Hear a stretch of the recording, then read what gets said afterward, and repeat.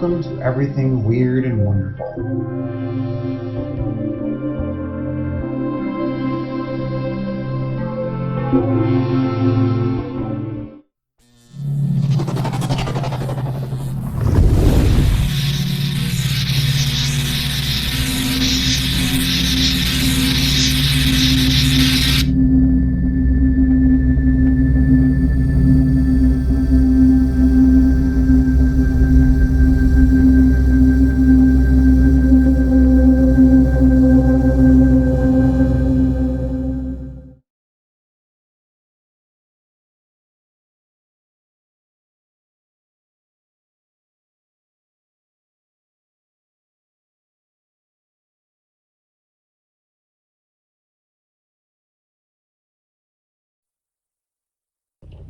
This is WFMU, the radio voice of Uppsala College at 91.1 megacycles in East Orange, New Jersey. This is Bob Zanotti. The name of the program is Coffee Clutch. We're discussing this evening the big New York power failure that took place on the 9th of November. My guest this evening is James W. Mosley. Jim Mosley is the editor and publisher of Saucer News, which is the official publication of the Saucers and Unexplained Celestial Events Research Society. That's Box 163 in Fort Lee, New Jersey. Tonight, we're going to be discussing the big November 9th power failure. But don't turn away, because you're not going to hear a bunch of stuffed shirts from a power company and a bunch of ad men and public relations men talking about their repertoire of excuses, denials, and ignorances that they've been professing on many and many a radio program covering this subject. Because tonight, we've got a very interesting gentleman who has been on the show many times, was on last week, as a matter of fact. Mr. James W. Mosley. Jim Mosley is the editor and publisher of Saucer News, which is the official publication of the Saucers and Unexplained Celestial Events Research Society, headquartered in Fort Lee, New Jersey. So I was watching television and doing some chores around my apartment.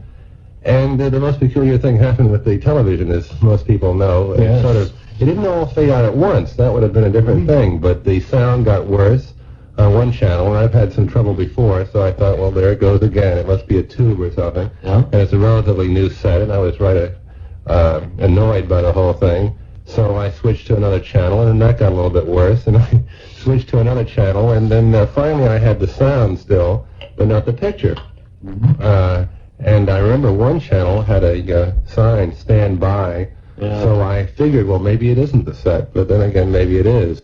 I was watching TV, and I was watching Channel 2. I forget what the movie was. I was just glancing. It was a spy movie or something, about atomic secrets, and, nothing better to do.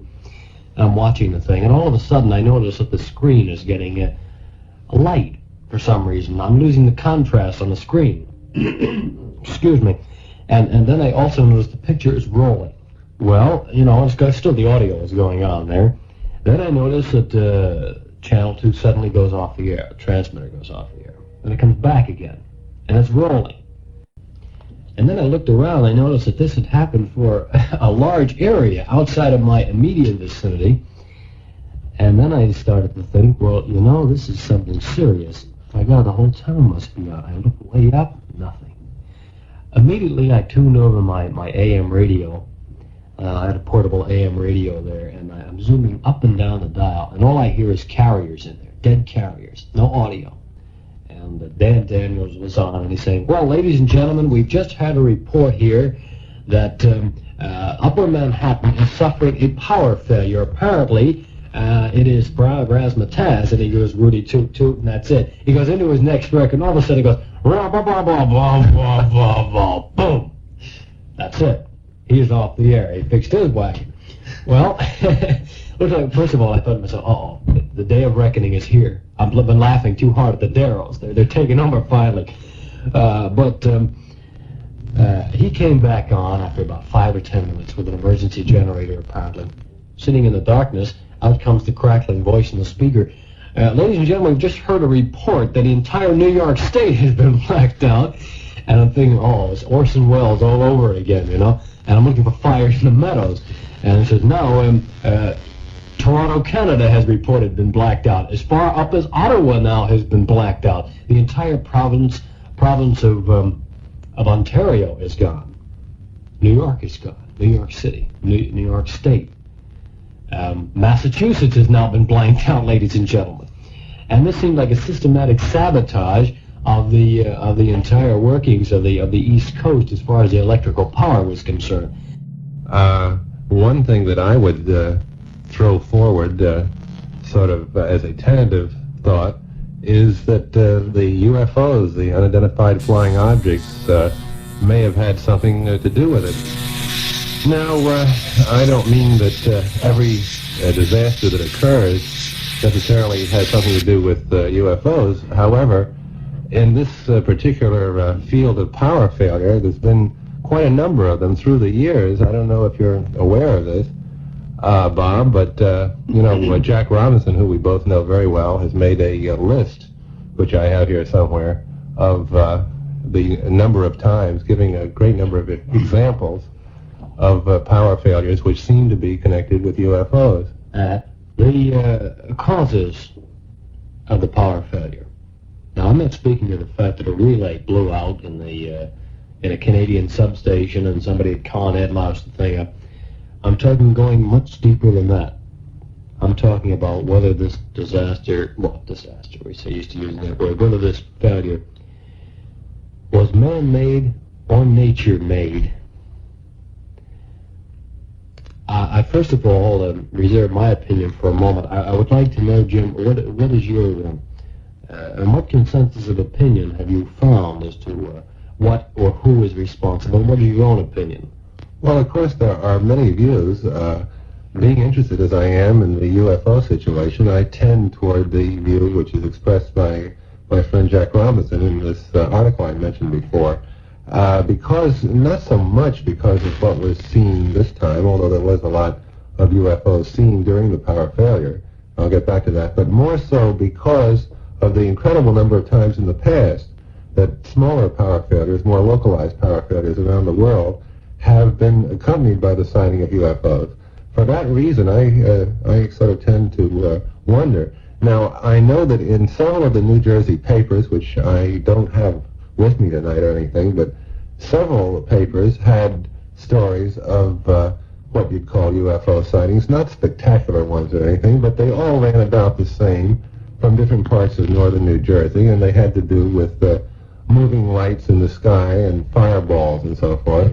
And probably the most spectacular piece of evidence that I could mention offhand would be a photograph that was in the November 19th issue of Time magazine. Now, it had a very normal sort of a caption to it. It was a picture taken from the Chrysler building, I think, about 20 minutes after the blackout started. And it was simply in Time magazine to show what the city looked like without lights. And without any comment whatsoever in the caption is this peculiar-looking object sitting in the sky over Manhattan. And it's sort of a diamond-shaped thing or a bell-shaped thing. And I don't know, several people among my subscribers, about 5 or 6 people, have sent it in to me and called it to my attention. Now, I assume it was a reasonable object to the person that put that in the Time, or they'd have some comment in the caption on it. The original photograph was in much more detail and made it much clearer that perhaps it was a conventional object. Now, I wouldn't go off the deep end on that picture at all, except that these New Jersey papers that I speak of mention in some detail and with the names and so forth at least a half a dozen people who claim to have seen visually a fireball hovering over Manhattan at the time of the blackout. I also may interject this, that from northern New Jersey up around the New York-New Jersey state border, where I happen to live, up in that area, there was also a report given to me of just seconds before the power failure hit that area, which I assume was the same time it hit New York, about 5:30. There was a large fireball, orange, I believe, colored affair which flew through the sky. I believe it was going north, or was it north going south? In other words, it was bright enough to be rather an object of interest, and it flew very quickly across the sky and apparently flew out of sight or burned up or did something, and then immediately the lights Yeah, well, there was a report from Staten Island very similar to that, which I had in one of these newspapers. And, of course, the most well-known one was carried, I guess, in all the newspapers up around Syracuse. This pilot named Ross, I believe, I have all of these notes somewhere, who was a instructor for students who were learning to fly. And he and his student were up over a place called Hancock Field, as I recall. It's near Syracuse.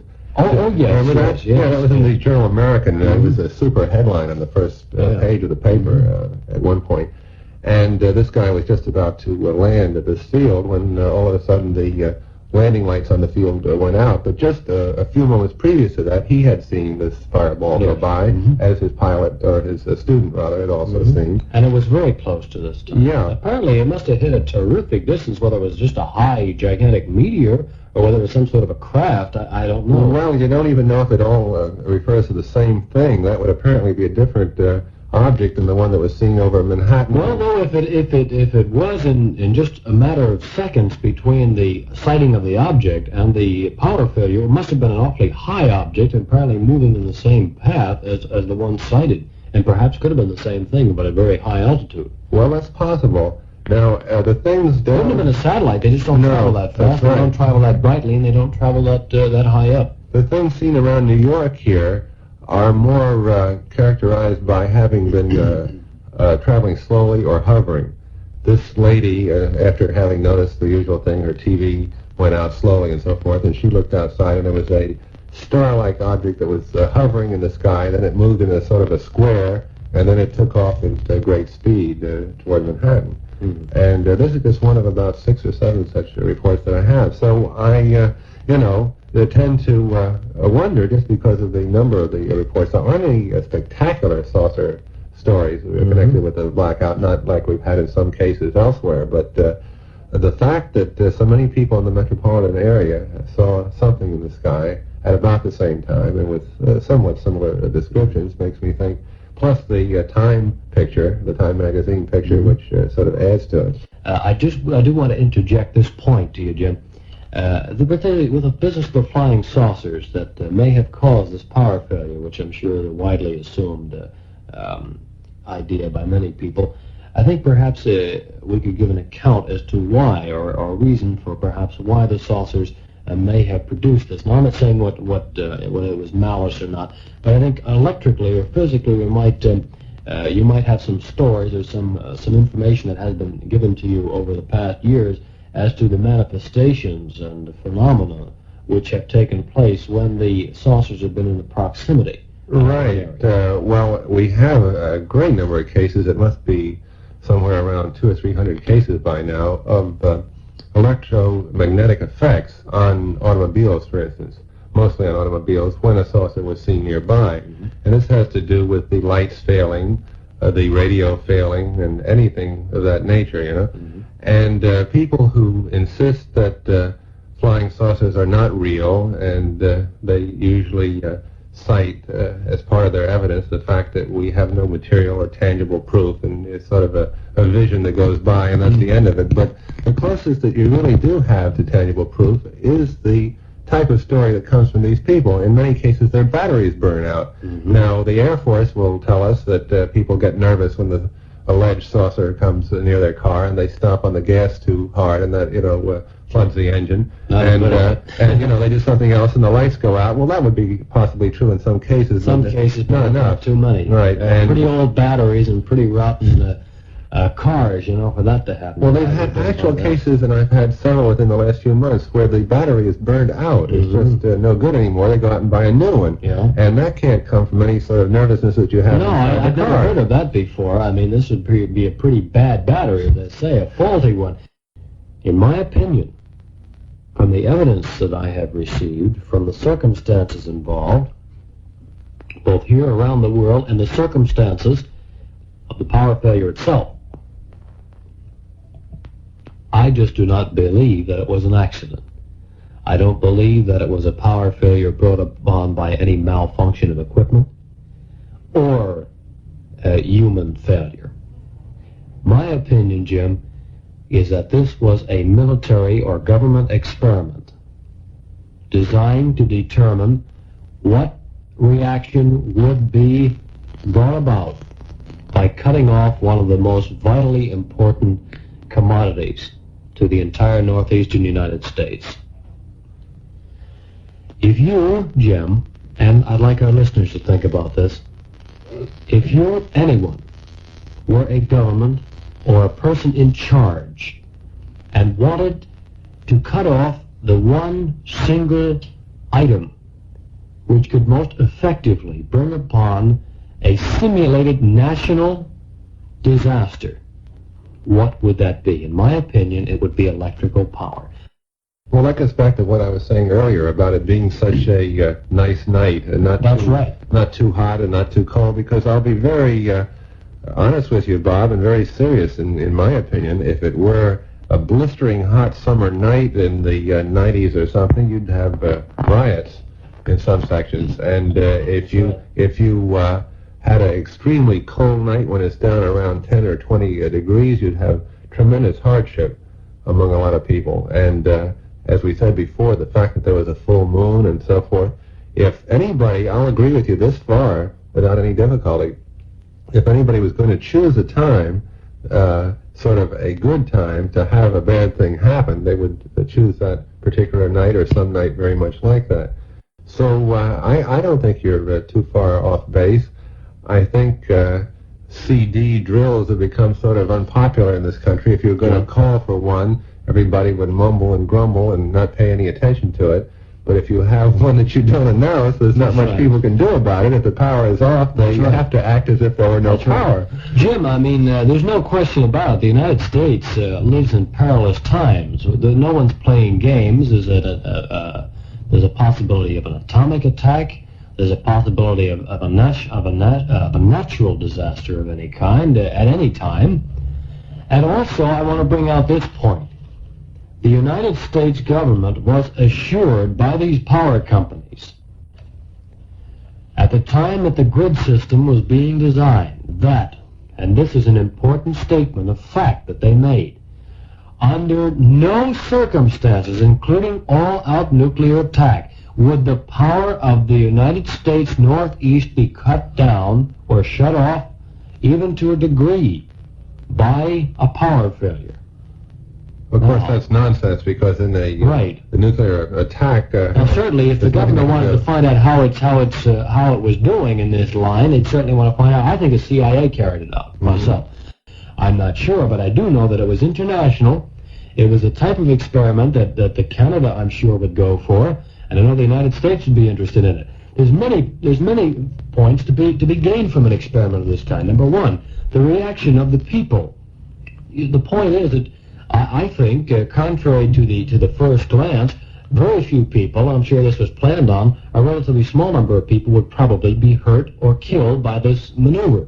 Now, everyone says, well, they wouldn't even want to have anyone killed. That would be terrible. But the government can't afford to think this way. It's a big military operation. Right. You have to plan on casualties. It's like a war.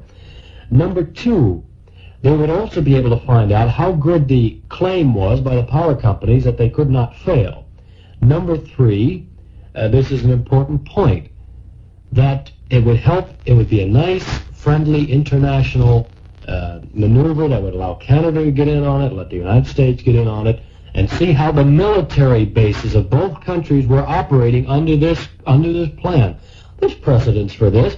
I want to give this quotation credit to if I may paraphrase it, to Barry Gray, WMCA. Number one, now speaking of precedents, we think, well, no, they'd never do anything like that. This is nothing. This is it's a sound, well-planned military maneuver, in my opinion. Women's Wear Daily, which is a highly respected publication, and I quote, I shouldn't say I quote, but I take this from Barry Gray's broadcast on WMCA some days ago. The point is that Women's Wear Daily, which is a highly respected publication, published in New York City, the day after the power failure, came out with the statement and the story, which was a byline, that this was, in short, a government military experiment called Operation Fireball. This is black and white. You can find it. Just look up Women's Wear Daily. Now, this is nothing like something like Alexander McNeil, who said that the saucer people told this to him. This is black and white fact in the newspaper. I've got all this, yeah. Women's War Daily said, and I'll say it again, that this power failure was a military experiment designed to find out the reaction of the American people as well as many other minor details. It was called Operation Fireball. It was part of this Operation Fireball. I believe it. I don't think a power failure that knocks out millions and millions of people and half a country or half an eastern seaboard is an accident. I'll try to get what I can. It's from Jack Robinson. Oh, yeah. From Jack Robinson. There was, he says, a mothership over Canada. I'll try to decipher this as best I can. There was a mothership over Canada which drained the power out of the, I believe, the generating power station because it, in brackets here, the ship, the mothership, because the mothership was in the dark of the earth and could not get radiation from the sun. And you just want to disregard it by saying it was a relay that broke up in Canada, and that was it. You know, it knocked everybody else off the map for about, 12 hours or something. That's fine. But if you begin to really analyze the problem, it isn't all that simple. This also lends to my explanation that it was an experiment. You've gotten no concrete information out of anybody. I guess we're not ever going to really know. That's what it boils down to. I don't think we're ever going to get all the facts brought out on this, especially if you're right, or even if the saucer angle is right. How are we ever going to prove it? I mean, what's ever going to happen that's going to tell us beyond a shadow of a doubt that it was UFOs? Certainly that would be something to be kept quiet, too. All this stuff. And right away, the same old story. You talk about anything that the average person doesn't accept. Yeah. I don't listen to them. Crazy. Just making a radio. That's all that junk stuff. I don't listen to them anymore. And the possibility is, and this is what the government depends on. It's not been widely publicized, but there have been approximately 22 other power failures all of a sudden cropped up. That's right. I have a lot of information. And no explanation. Doesn't anyone even stop to think and say, well, I've never heard of so many power failures, even spread over 5 years. I guarantee there haven't been 22 power failures in strategic areas. And they don't stop to think. And this has not been reported. We've never heard any explanation. I would like the listeners to ask themselves what explanations, what concrete, believable, and good explanations they've heard even about the New York power failure.